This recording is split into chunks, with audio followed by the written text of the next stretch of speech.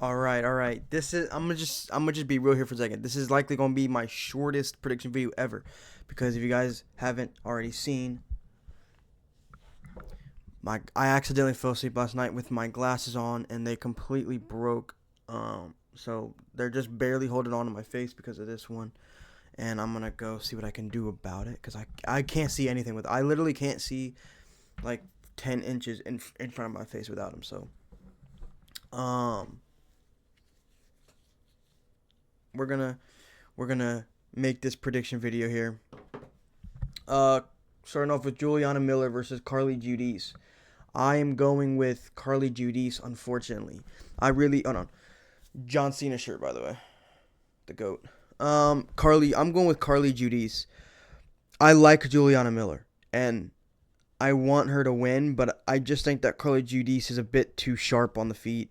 Her striking is too ahead. She's too quick, and Juliana Miller is a better grappler, and she probably could get this fight to the ground and win there. That's what I'm hoping for, but I don't know. I mean, look at these records. Yeah, five and something that popped up on my screen.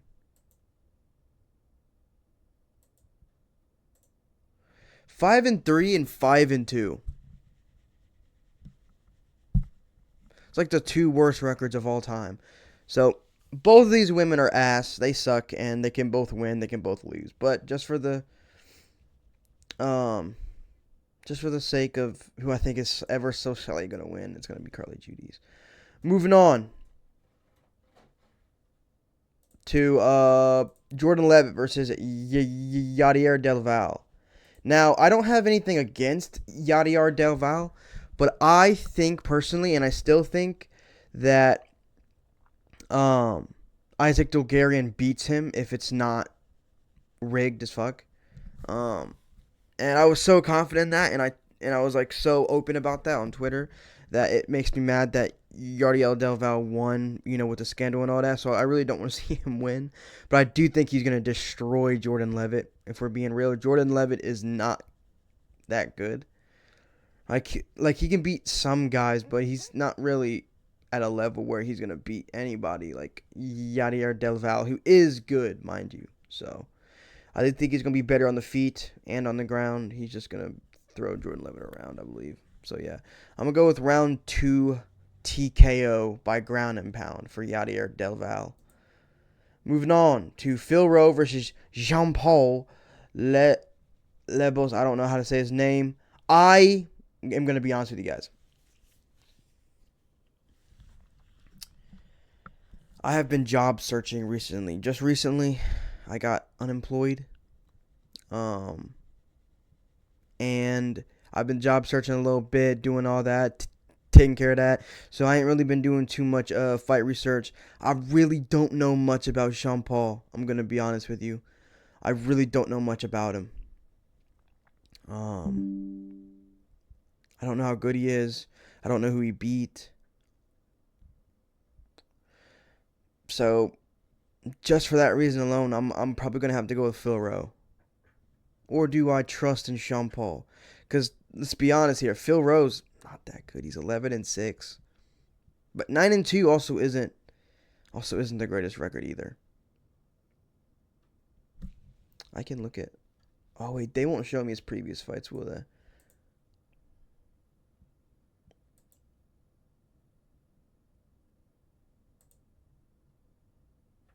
They won't. 3 wins by knockout, 5 wins by submission. Striking accuracy 79%. 65% takedown defense. Average fight time is 1 minute and 8 seconds. Knockdown average. These stats are pretty decent, man.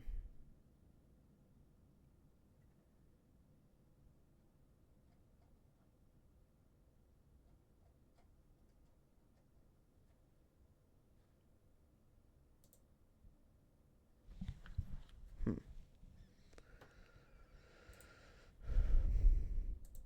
Let me real quick, just kind of, because I don't want to make a stupid pick. Let's see here. Let's just look on Shunpo.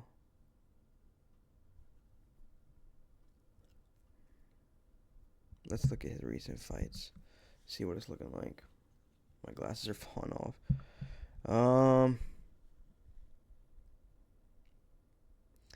Beat Jack Cogden.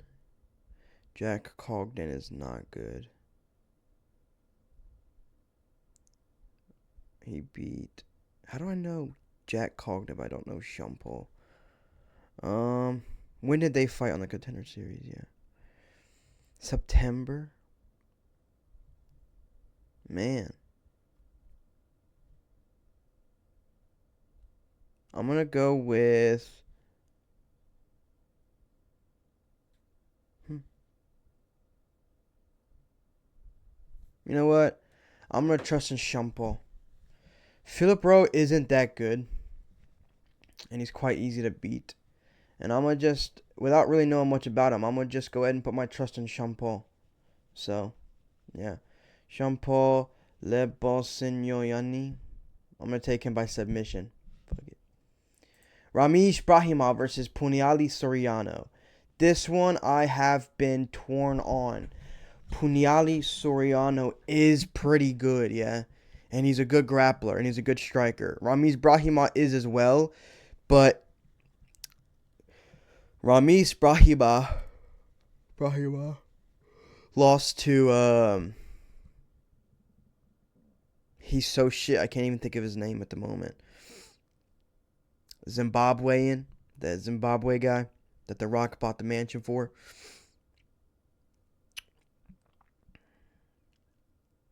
You guys know who I'm talking about. Themba Garimbo. He lost to Themba Garimbo, and it's such an embarrassing loss because Themba Garimbo is horrible. He's dog shit. He can't fight at all. Ramesh Brahima has some good jiu-jitsu, but his wrestling base isn't there. Puliano Soriano's probably going to be a better wrestler, and he might use that to his advantage here. Man, I feel like no matter who I pick here, it's like the opposite. I'm really going to be going, well, he could really win, but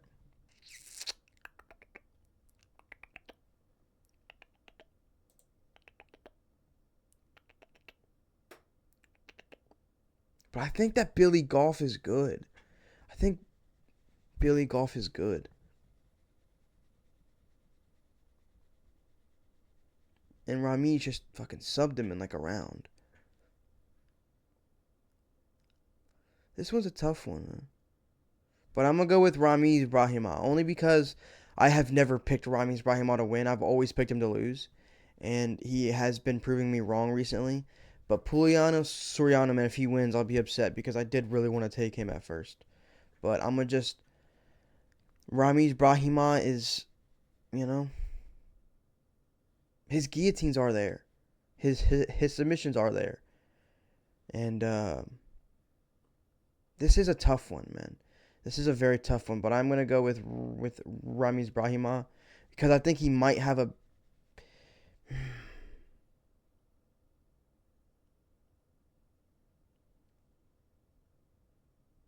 I don't know if I can go Brahima because I just see Puliano Soriano. I think he's got more power on the feet and he's got better wrestling. You know? Fuck it. I'm gonna go with Soriano. I was trying to pick Brahima, but I couldn't continue on to the next fight because I just felt like something was wrong.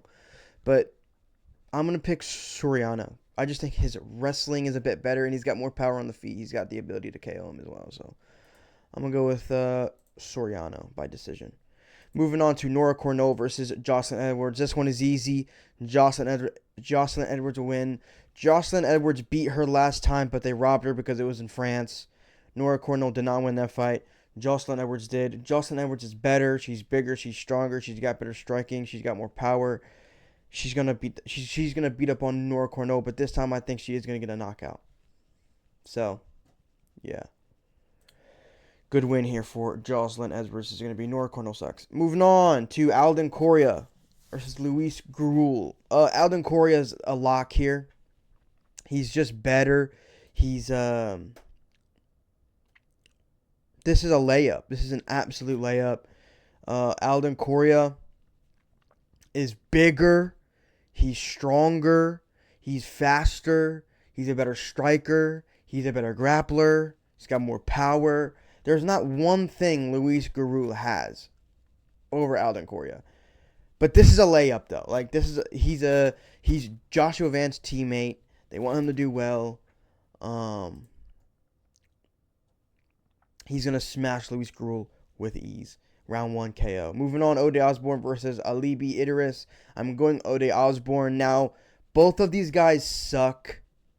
But I am going with Ode Osbourne because at the very least, he is fairly strong and explosive, especially for the flyweight division. He's explosive, powerful, fast. And he was kind of putting hands on Manel Kape before he got KO'd after trying some stupid shit. But Alibi Idris, I just don't think he's that good. 11-1, was undefeated before his last loss to Joseph Morales, who, to be fair, is very good. But I just think the explosivity of Ode Osbourne is going to be the deciding factor because they're both not good. And when two people are just kind of not that good, you have to then kind of look at the physical traits. And Ode Osbourne has the physical traits over Alibi. He's bigger, he's stronger, he's more explosive, he's got more power, he's faster. He's got the physicality advantages over Alibi, so I'm going Ode Osbourne by a decision. Moving on to Chidi Njokuani versus Carlos Leal. Now, I used to think Carlos Leal was a monster.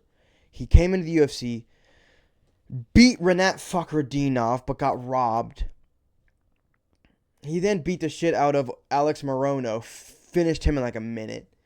And then he came in and got smoked in like a minute by old man Muslim Salikov, which is a horrible look because Muslim Salikov is not that guy right now. And Chidi Njokuani, yeah, he did just get subbed very quickly by Jake Matthews, but Jake Matthews is good. He lost to, wasn't his last loss prior to Jake Matthews, his loss to RoboCop or something like that? But anyways, he KO'd. He's very big for the welterweight division. Massive. They're both pretty big for the welterweight division, but Chidi Njokuani in specific is huge because he's very tall too, as well as being muscular. And Chidi Njokuani KO'd Zaleski dos Santos, Elizeu Zaleski dos Santos, with a knee up the middle in his last win, I believe.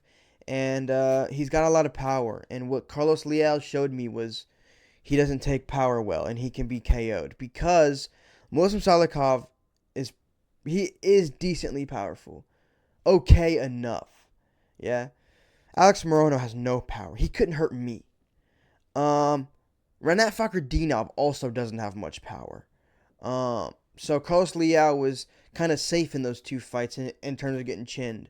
But then Muslim Salikov, more power than the previous two, did flatline him with a good shot. And Chidi Njokuani has light years of power, light years more power ahead of Muslim Salikov. So if Muslim Salikov can ever knock you out, I think Chidi Njokuani can do it, and he can do it fast. So I am betting on a Chidi Njokuani knockout round 1 here. Because I can't trust that chin of Carlos Leal. And he's off the sauce. He was most definitely juiced to the gills in his debut against Renat. And you could just see it in him. The spots, all that. And you in the UFC, you don't get tested for a short notice replacement. So he was safe to come in juiced and do that. So he's off the juice now. We've seen how he performs, I guess, gets flatlined and around. So I think Chidi Njokuani, bang bang, is going to get him out of there. Moving on, Zach Reese versus Michel Pereira. Now my initial pick was Michel Pereira because Zach Reese is okay, yeah, but there's a certain level that he can't beat, and Michel Pereira is not of that level like I thought he was. He came into the middleweight division styling, dropping and subbing people fight after fight after fight after fight, but then he hit a roadblock. Lost Anthony Hernandez, lost to Abu Smagomedov, and they just got chinned in like 30 seconds by Kyle Dawkins, And Zachary isn't that good, but I feel like he can chin Michel Pereira, Zachary Reese is decently skilled. He is. I do think he's a bit underrated. But Michel Pereira, I do think he's done. I do think he's done in the sport. And it's in Houston, Zach Reese's hometown. He's going to be pushing a little extra as well. Like, if you were to put money on either of these two, I think Zach Reese would fight for your money a lot stronger than Michel Pereira would. I think Zach Reese I think if Zach Reese gets dropped, he will fight to get out of that position and try not to get finished. Whereas I feel like if Michel Pereira ever gets dropped, he's kind of like, oh, well, I've been dropped. Well, it's over. I'm done. You know? Kind of mentality. So I am going to go with Zach Reese here because he is quite powerful, I think. Zach Reese is a good finisher. And Michel Pereira, he's got no cardio, too. So, yeah. Moving on. Jacob Smith versus Josiah Harrell. I'm going with Jacob Smith. Physicality difference alone. He is such a dangerous prospect. He is good. And they're both 11-0. I'm going to go with Jacob Smith. I just think his grappling is better. I didn't do much tape watching on Josiah Harrell's either, but I did like 1 or 2 fights. And he's just not as impressive to me as Jacob Smith is. Jacob Smith is like a freak. He's a freak, man. He's a freak athlete. Super athletic, super strong, fast, good grappler. Better grappler than Josiah Harrell. And that's kind of where I think this fight's going to be. I think this is going to be mainly a grappling fight. Scrambles, reversals, back and forth. But I think that Jacob Smith is just going to have a bit more control. Be a bit better of a grappler, and that's what all it is to it. And I do think he's more powerful on the feet as well, despite maybe Josiah being a bit technically better on the feet. And even then, I don't even know if that's true. I just seen like 1 or 2 fights, but Jacob Smith, I do think he's better, and he's gonna win by decision, most definitely. Moving on, Sergey Spivak versus Ante Delija, one of the easiest fights on the card to predict. Ante Delija is gonna go out there and smoke Sergey Spivak in like a minute. Sergey Spivak, despite not being old, he looks old. He fights old. He's slow. He's got no power. He's got no movement. He's got no power, really. He's really got nothing to his game but his grappling. And his grappling is decent, to be fair. But Ante Delija is fast, quick, powerful. He can spark you out. He has good volume. Good sprawls. Like, I just think Ante Delija has the tools to go out there and just seriously spark Spivak out of there in like 30 seconds to a minute. I think Ante Delija is going to win. So, Sergey Spivak could get this down in the ground and win. Sure. But, I just don't think it's going to happen. I think this is going to be a quick one, boys. Quickest fight of the card. Moving on to Dan Ige versus Melquizael Costa. I'm going Melquizael Costa. But I'm going to be honest with you guys. I'm going with Melquizael Costa only. That's right. Only. Because Dan Ige just lost to Patricio Pitbull. And I think that's a horrible loss. Because I don't think Patricio Pitbull's good in 2025. 2026. I don't think he's good. I don't really think he's got much to show. And Danny Gay looked really bad in that fight. And that makes me think maybe Danny Gay is regressing. Okay? Melquizael Costa is only getting better. Coming off of his like first flatline KO. Over Morgan Charrier, by the way, who I thought was going to beat Melquizael Costa. So Melquizael Costa is proven to me time and time again he is not to be picked against. He's very good. Very smart. High IQ fighter. He knows what he's doing out there. Can grapple. Can strike. Can move. Dan Ige obviously has the potential to get a KO here. He always does. But you got to go off the performances, man. Dan Ige's been, other than his win against Sean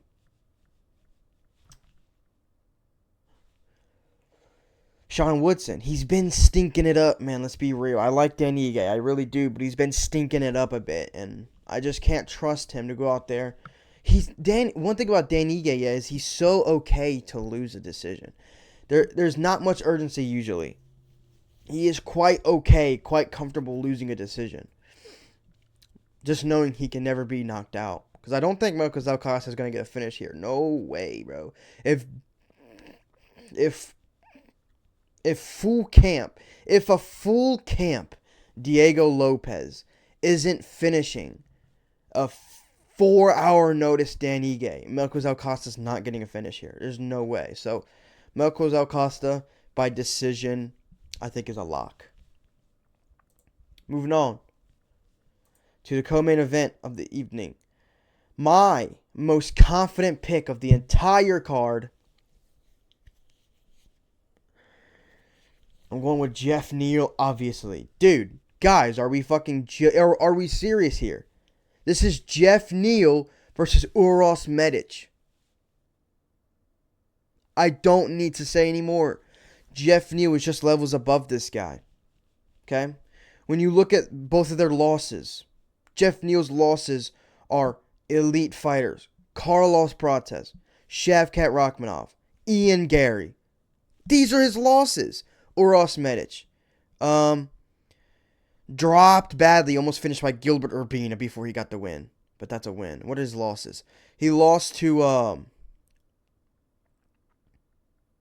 what's his name?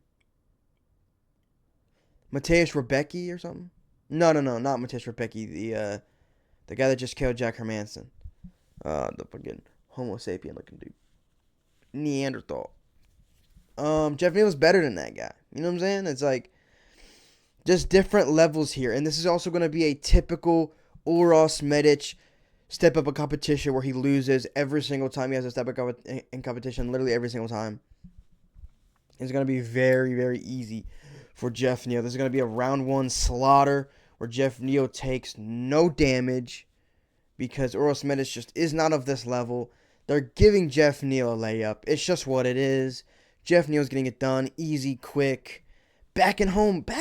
Jeff Neal's going to be back in home by dinner. Back in home by dinner. You know? Uros Medic is powerful, but he's only really powerful, in my opinion, to a certain level of fighters.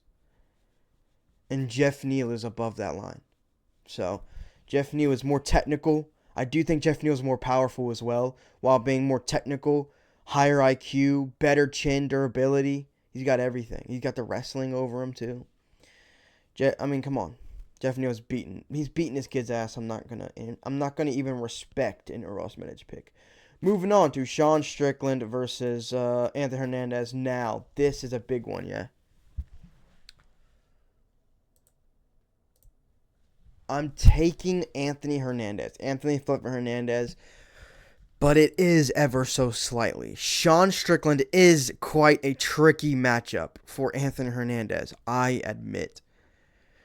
But, I think we are seeing the downfall of Sean Strickland's career. He is not getting any better. He's been champion. He's lost it. I just think he is going to be on the downward spiral of his career. Whereas Anthony Hernandez is on an 8-fight win streak. He's in his prime. He's doing the best work he's ever done. And I just think that he is going to be able to do, and he has great cardio. Sean Strickland, a lot of his wins are his opponents getting tired. Anthony Hernandez will not get tired. They just won't.